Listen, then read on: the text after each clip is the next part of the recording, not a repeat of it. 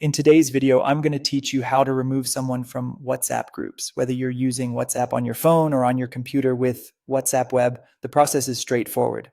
Before we begin, a quick note. You must be a group admin to remove participants.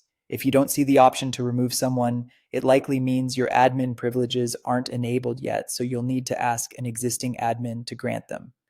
Start by opening WhatsApp. On a computer, go to web.whatsapp.com and make sure you're logged in. On a phone, just open the WhatsApp app as usual.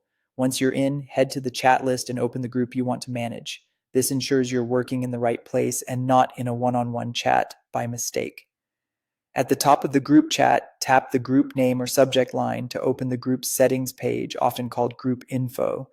On desktop, click the group name at the top of the conversation. This is where you'll find all the important details about the group, including the description, media, and the full list of members. Scroll down until you reach the participants section.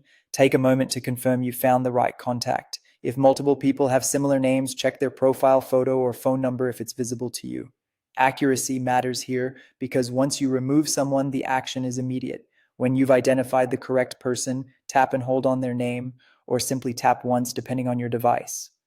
On desktop, a click on their name or the small arrow or menu icon next to it will bring up the available actions. This should open a short menu of options related to that participant. From the menu that appears, choose Remove and then confirm when prompted by tapping OK or the equivalent confirmation button.